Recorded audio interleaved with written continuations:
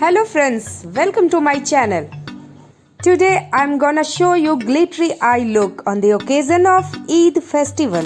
But before we start the tutorial, please subscribe my channel and click on the bell icon. Now we can start. So here we go.